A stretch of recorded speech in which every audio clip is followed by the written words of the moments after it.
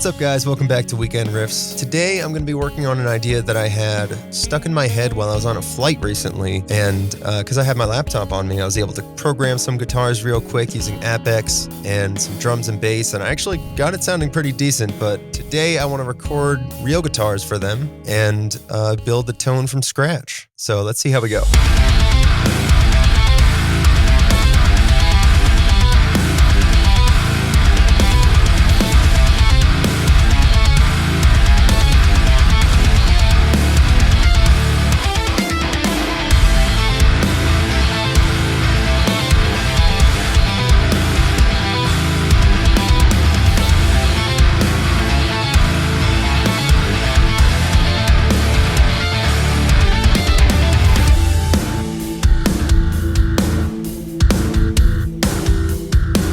No idea about this bass groove.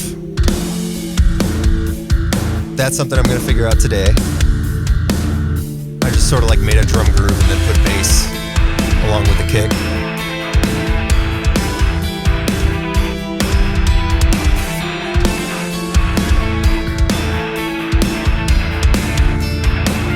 Drew in like quick pan automation.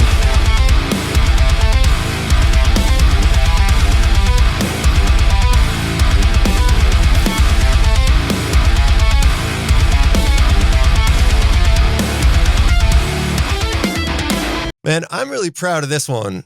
I'm nervous about replacing these guitars with my bridge pickup being so buggy right now. For some reason, we have all noise and really broken signal. Sounds like a cold solder. It's going to be kind of tough working with that. I've only got middle position split, and I'm just going to see how that sounds because I'm going to be trying to replace this tone. We're just going to do the middle position situation today. I'm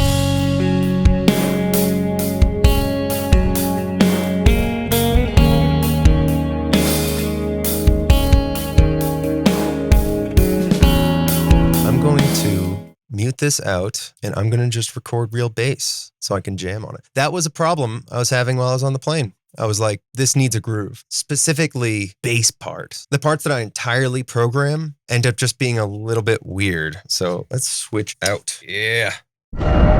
Not gonna lie, I struggle with bass programming. I'm thinking a real bass will be better, but I'm just lazy and don't want to learn how to program right. I feel the same way a lot of the time. There are times where like my bass technique I know is not up to scratch for a particular part, and I know I'm saving myself work by just programming. But man, sometimes if it's a part that stands alone like this, I just want to play it. I just want to play it. Ends up sounding better a lot of the time, ends up feeling better every time. Let's play bass.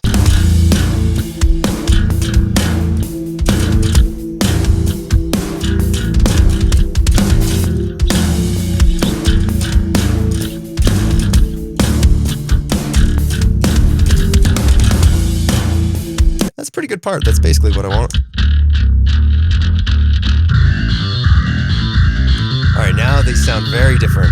Oh, you know what's a cool trick that Chris Badan put me on to? Using DI match to match programmed instruments to your finger tone. I'm going to use it here to match gin bass to my Stingray. Let's see how we go.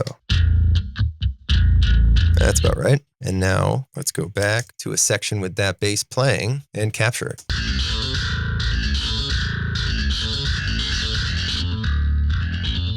Hey, not bad.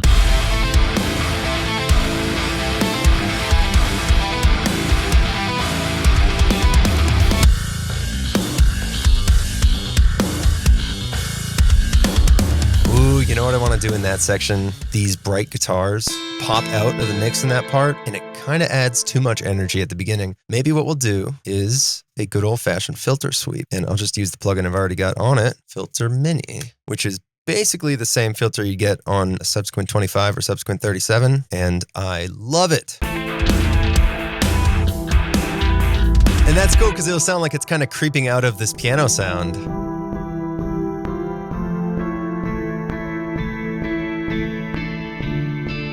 That's so cool. High key need to elevate this part. Some kind of atmosphere would be cool there, you know, because it sounds like a step backwards. First off, a good old fashioned whoop absolutely is in order. One of these. And like a type sound. All right, pretty happy with the impacts there. Now let's get something like a arpeggiator or something and just fill this space with notes.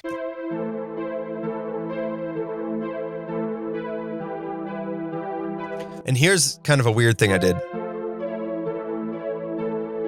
At that chord change, there are some weird notes that aren't part of the chord at the very beginning of it that I thought were kind of cool as like a red herring that sort of make you think the chords are going in one direction, but they don't. You can hear it best over here. Check this out.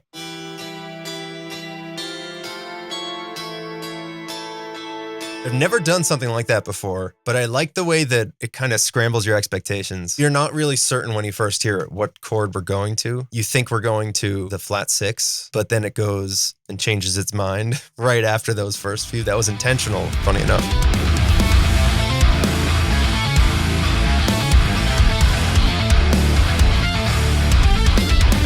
I just had a cool thought right here. Double the bass guitar in the second half of that down section with synth, gritty synth bass. Yeah, no. Ironically, I'm going to have to end up programming that bass part. So let's start with this. Unison like 7, detune around here. Yep. Just got to program it. Just got to do that.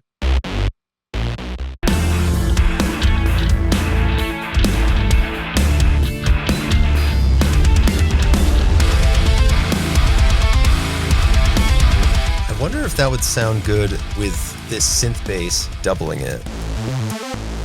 Yes, absolutely. Yes, big yes, actually. Big. I only want it to like transpose up the octave like that in a few spots, like this. And because it's synth, we can just go absolutely silly style. Do this kind of thing where like certain notes are just randomly octave displaced. That's my shit. I love octave displacement like this. Things like that, right? Where it's only some notes are octave displaced and other ones stay where they are. It makes for like a different shape than the original. And I love that. It's like getting a brand new idea from something without changing any notes. Literally just throwing them up the octave. Like this. Just choosing random notes, see how they sound. That's my shit.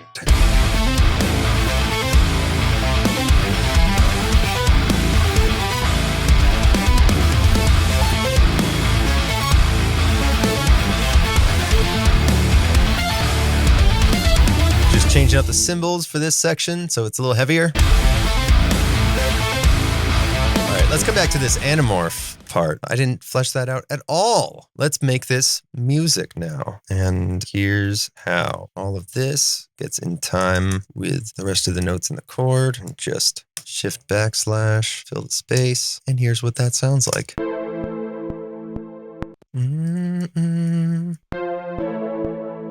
Now just change the sound. I want something different.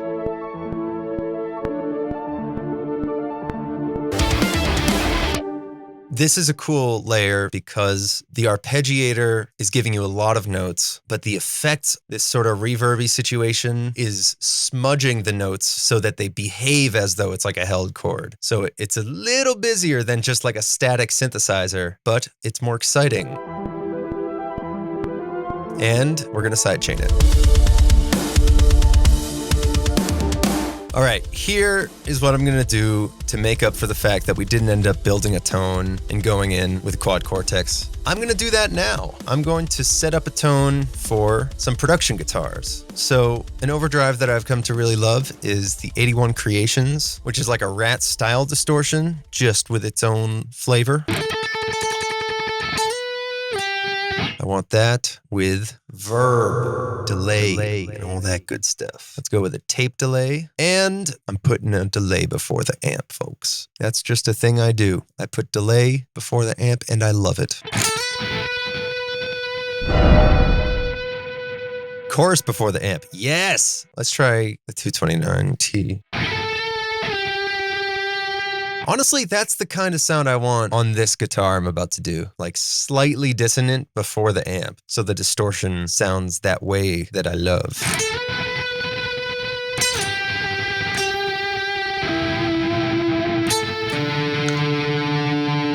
That's with no reverb at all. That sounded wet as fuck. Let's go ahead and grab Nordic Hall. Nordic Hall is based off of Valhalla.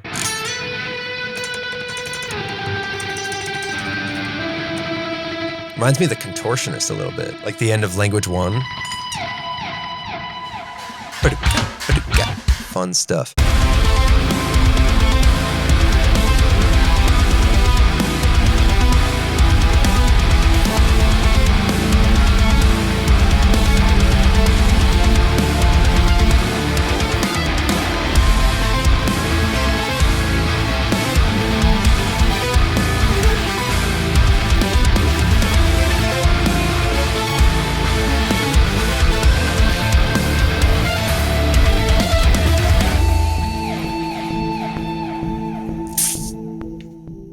I kind of want to get into the higher register right at the midway point. Like I kind of want this to not even be really noticeable in the first half. And then once we hit this point, this is going to elevate. I might even like turn it down in the first half. Let's try it.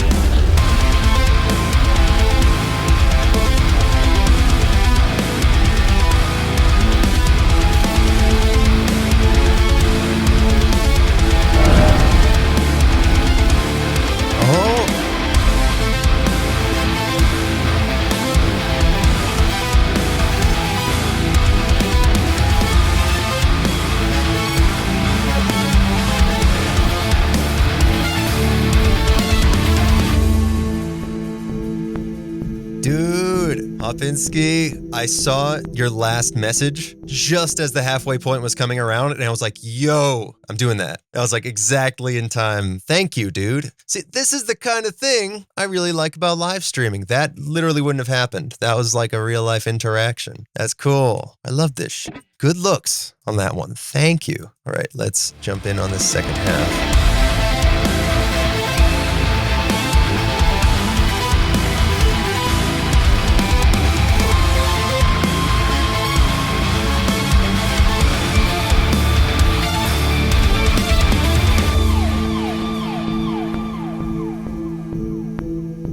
Amen. And I'll just fade out the end there. Gonna call that the end.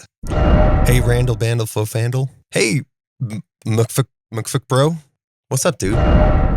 Ending should be used for video games. Outro. It makes me think a little bit of Expedition 33, where like there's a cooldown at the end of a battle where it gives you like a different section of the song, but like a low-key B section, right? Like victory. That's cool. Whew, I think that's it. I think we're ready to give this a listen.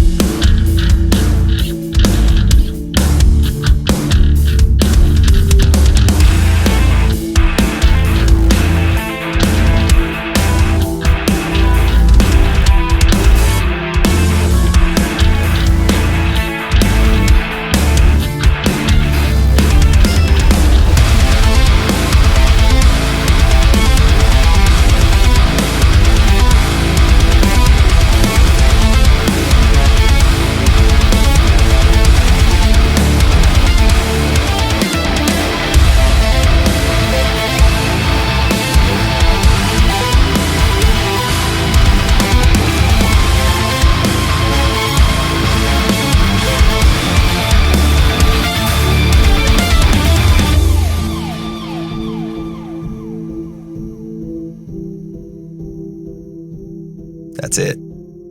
Not bad, pretty tight. I'm a fan. Love this. That's basically what I was hearing in my head. Bummer that I didn't get to record any of the rhythm guitars IRL, and it's just going to have to stay programmed for now. But as soon as this switch is working again, here's what I'm going to do. Until I get that sorted, I'm just going to keep practicing it, fix it up, so that next time I open this song up, we can track some of those guitars. That's exciting, and I like the sound of that. Anyway, y'all, thank you so much for joining me for this stream. Why don't I do the outro stuff now? I'll do the outro stuff. Thank you guys so much for joining. Please leave me a like if you like this. Please subscribe if you want to see more content like this. I'm going to be streaming every week on Wednesdays, so please tune in and come hang. I'm also working on a bunch of quad Cortex content right now for my other series called RTFM, where I talk about the tools that we use to make music and how they can inspire music. If that sounds interesting to you, please come hang, hit the subscribe button, click on the bell so you get notified, and I'll see you there. Thank you so much, you guys. I'll see you next time. Peace. This has never been done before. This is a brand new tone no one's ever done. Check this out. Tube screamer into a 4x12. Insane. I hope you guys are ready. I hope the world is ready.